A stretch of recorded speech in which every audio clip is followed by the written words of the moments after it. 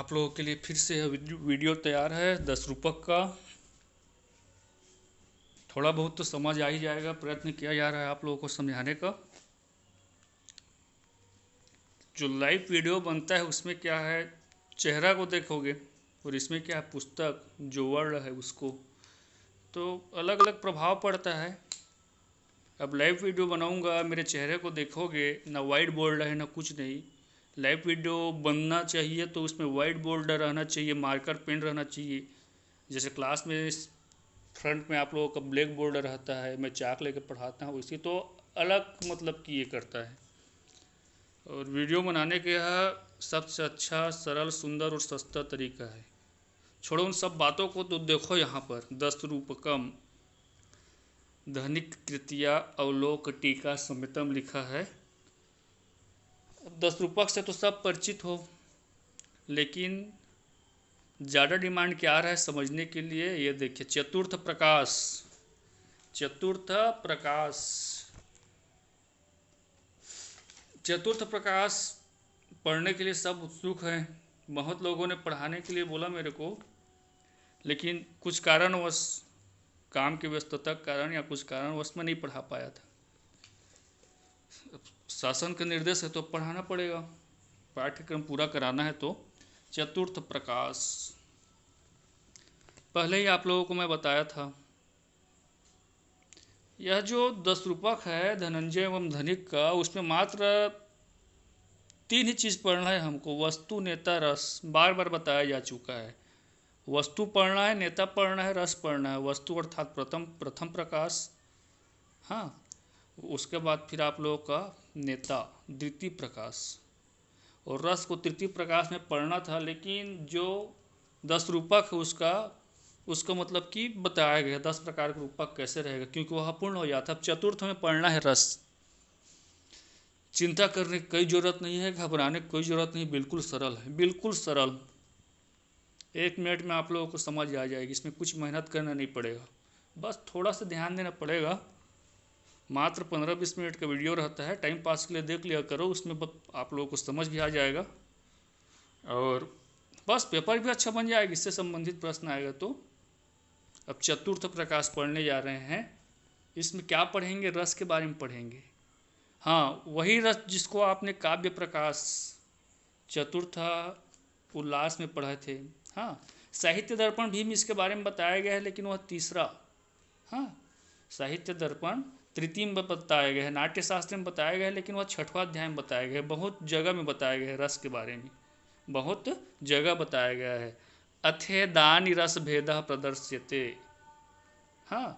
अब अद इदानीम रस भेद प्रदर्श्यते, अब यहाँ पर रस के भेद को प्रदर्शन किया जा रहा है।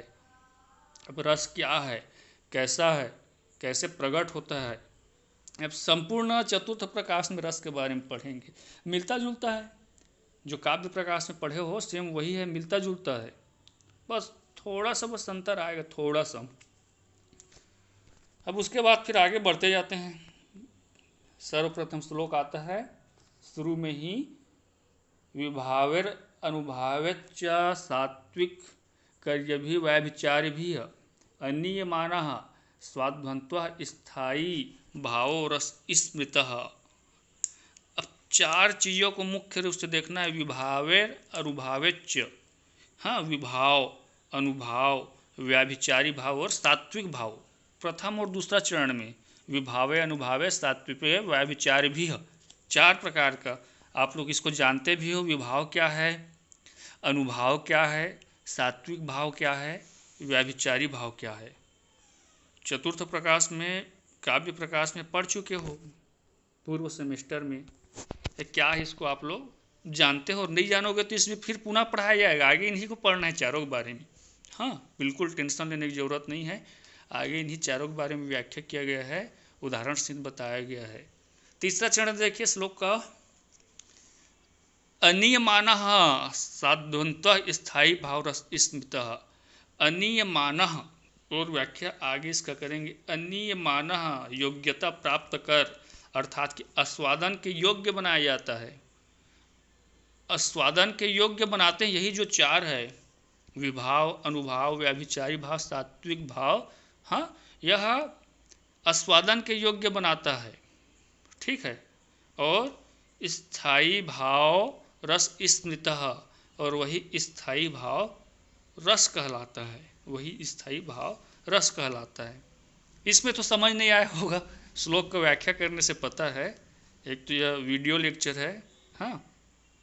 जो विभाव है, अनुभाव है, व्याभिचारी भाव है, सात्विक भाव है, इनके द्वारा हाँ यह क्या करते हैं, आस्वादन की योग्यता प्राप्त कराया करते हैं। आस्वादन की योग्यता अर्थात क्या है, लक्षण है, हाँ। और यह आस्वादन के योग्यता कहाँ पर लाता है, इससे स्थायी भाव के रूप में वह जागृत करता है। अब इसको इस प्रकार से समझाएंगे, देखिए नीचे, श्रव्य काव्य, दृश्य काव्य। रस हमको कहाँ से प्राप्त होता है, साहित्य जगत में जो पढ़ते हैं लिखते हैं उसमें, हाँ। रस तो कई होता है, जूस जो पीते हैं वो सब क्या है, रस के अंतर्गत आता है। लेकिन यहाँ पर साहित्य शास्त्र में, हाँ, देखिए अब इसको श्रव्य और दृश्य काव्य के रूप में समझाया गया है, उसको यहाँ पर बताया गया है श्रव्य और दृश्य काव्य के रूप में।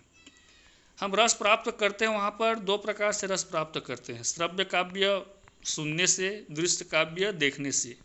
इनको देखते हैं या सुनते हैं तो रस प्राप्त होता है। आधुनिकता के ज़माना में ले लीजिए टीवी, वह क्या हो गया, दृश्य काव्य। कोई भी कथा पुराण सुन रहे हो, दादा दादी सुना रहे हैं, वह क्या हो गया, श्रव्य काव्य हो गया, सुंदर और सस्ता और सरल भाषा में। अब इसको देखेंगे या सुनेंगे, श्रव्य काव्य या दृश्य काव्य को, हाँ। अब कॉलेज में आप लोगों को जो क्लास लिया जाता था, पढ़ाया जाता था, वो श्रव्य भी है, दृश्य भी है। ब्लैक बोर्ड को देख भी रहे हो और सुन भी रहे हो, ठीक है। तो आप लोगों को क्लास कब अच्छा लगेगा, जब आप लोगों को रस मिलेगा। जब मैं पढ़ाऊँ चाहे कोई भी पढ़ाए, आप लोगों को रस मिलेगा, समझ में आएगा, तो वह रस मिलेगा, मतलब समझ आ रहा है, मतलब रस, आनंद का प्राप्ति हो रहा है। और आनंद का प्राप्ति नहीं हुआ मतलब कि वो फ्लॉप हो गया। फ्लॉप हो गया मतलब जो पिक्चर फेमस नहीं हो रहा था, फ्लॉप हो गया बोलते हैं, कोई नहीं देखते उसको, नहीं चल पाता। उसी प्रकार से तो दर्शक के रूप में हम देखते हैं या पढ़ते हैं या सुनते हैं श्रव्य काव्य, दृश्य काव्य वर्तमान स्थिति में, ठीक है। कहाँ चला गया, तो देखिए इसके बाद आगे बढ़ेंगे। दर्शक के रूप में देखते हैं या पढ़ते हैं या सुनते हैं, तो रति आदि स्थायी भाव, ठीक है। स्थायी भाव जितने रस है उन सब के अलग अलग स्थायी भाव हैं। तो रति आदि कहीं पर भी आप पढ़ोगे ना, तो यहाँ पर एक एक शब्द को देख करके पढ़ना। रति आदि, आदि आदि, आदि लिखा है। रति आदि मतलब कि सभी रस के अलग अलग स्थायी भाव, मतलब सब जो स्थायी भाव रहता है। तो काव्य पढ़ते हैं, सुनते हैं, जो भी करते हैं, हाँ, तो अभिनय प्रस्तुत होता है। देखते हैं तो अभिनय प्रस्तुत होता है। अभिनय क्या होता है, प्रस्तुत होता है। एक मिनट, रिकॉर्ड हो रहा है कि नहीं हो रहा है, हाँ हो रहा है, रिकॉर्ड हो रहा है, ठीक है। अभिनय प्रस्तुत होता है। तो अभिनय जहाँ पर प्रस्तुत होता है, तो इन्हीं के सहारे, किनके सहारे, जो ऊपर दिया गया है ना, विभावे, अनुभावे च, सात्विक, व्यभिचारी भी, इन्हीं के सहारे क्या होता है, इन्हीं विभाव, अनुभाव, व्यभिचारी और सात्विक भावों के द्वारा स्पंदित होता है। स्पंदित होता है। स्पंदित होता है अर्थात कि यही उसको स्वाद के योग्य बनाते हैं। रस का प्राप्ति हमारे मतलब कि कब होता है, जब वहाँ पर विभाव, अनुभाव, व्यभिचारी भाव क्या करते हैं, स्पंदित होता है। मतलब वही क्या करते हैं, इसको आस्वाद के योग्य बनाता है। जैसे कि हम लोगों को चाय पीना है, हाँ, चाय पीते हैं, पानी ही है वो, लेकिन उसको स्वाद के योग्य कौन बनाता है, चाय को स्वाद के योग्य, उसमें शक्कर डालेंगे, चाय पत्ती डालेंगे, तो स्वाद के योग्य बना, मतलब कि हो जाता है, चाय बन जाता है। उसी प्रकार से हमें जो रस प्राप्त होता है, हाँ, वह विभाव, अनुभाव, व्याभिचारी भाव, सात्विक भाव, हाँ, के सहयोग से ही प्राप्त होता है।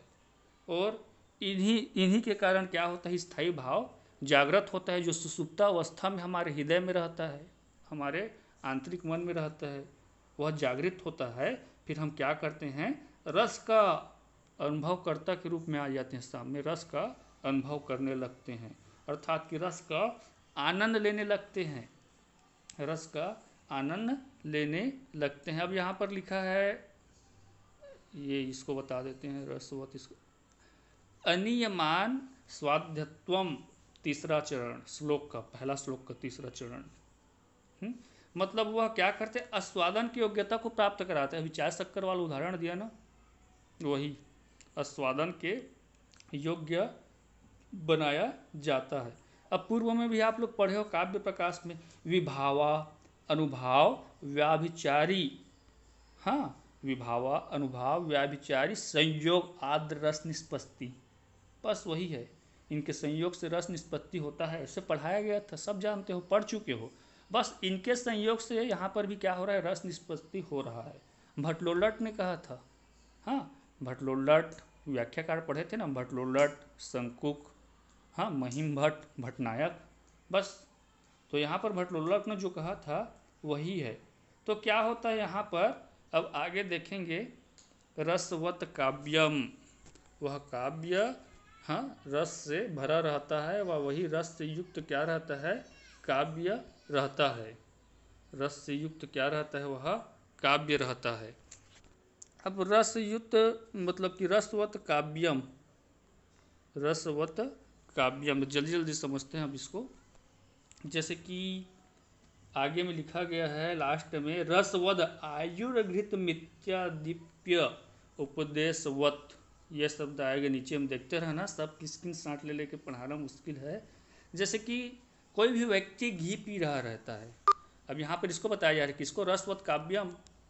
तो रस किस में रहता है, काव्य में नहीं रहता। रस किस में रहता है, जो जीवित व्यक्ति रहता है उसमें रस पाया जाता है। जो सामाजिक है, जो दर्शक है, जो जीवित है, हाँ उसमें रस पाया जाता है। जो पाठ्य पुस्तक रहता है उसमें रस नहीं रहता है। या जो नाटक कर रहे हैं, राम आदि का रूप धारण किए हैं, उनमें रस नहीं रहता है, वो तो कर रहे हैं, केवल दर्शक में रहता है मुख्य रस। हाँ लेकिन यहाँ पर रसवत काव्यम क्यों कहा गया है, रस काव्य में रहता है क्यों कहा गया है, इसको इस माध्यम से समझाते हैं। जैसे कि आयुर्घृतम, इसका तात्पर्य क्या है, आयु ही घी है। अब कोई व्यक्ति घी पी रहा है या घी को खा रहा है, कोई व्यक्ति घी को पी रहा है या घी को खा रहा है, उतना समय हम उस व्यक्ति के पास जाएंगे और पूछेंगे क्या कर रहे हो आप, तो वह व्यक्ति क्या कहेगा, आयुर्घृतम, आयु को पी रहा हूँ, मतलब कि आयु पिबामी, आयु को पी रहा हूँ, ठीक है। मतलब घी को पीने से आयु बढ़ता है, आप लोग तो पढ़े हो इसको, लक्षणा 3 षड्विधा में, ज़्यादा व्याख्या करने की आवश्यकता नहीं है। तो घी आयु को बढ़ाने वाला है, शक्ति प्रदान करने वाला है, इसलिए हाँ घी ही आयु है, आयु घृतम। तो वह व्यक्ति क्या कहता है, पूछते हैं तो हाँ आयु पी रहा हूँ, आयु पिबामी। सच तो यह है कि वह व्यक्ति आयु नहीं पी रहा है, वह व्यक्ति क्या पीता रहता है, घी को पीता रहता है, लेकिन वह क्या करता है, अनौपचारिक रूप से कह देता है आयुर्घृतम। उसी प्रकार यहाँ पर अनौपचारिक रूप से क्या कह दिया गया है, इसको रसवत काव्यम, लेकिन काव्य में रस नहीं रहता। उसका जो पाठन करने वाले हैं, पढ़ने वाले हैं, हाँ या जो देखने वाले हैं, सुनने वाले हैं, उनको रस का प्राप्ति होता है। इसके तर्क से इसको समझाया गया है। अब पहला इसमें शब्द आया है विभाव, विभाव। अब विभाव की इसके नीचे में बताया जाएगा, विभाव का भेद और उदाहरण, उसको अगले वीडियो में बताएंगे, क्योंकि 15-20 मिनट से ज़्यादा लंबा वीडियो बनाऊंगा तो अपलोड नहीं होगा, ठीक है। नहीं समझ आएगा उसको फ़ोन करके पूछ सकते हैं। धन्यवाद।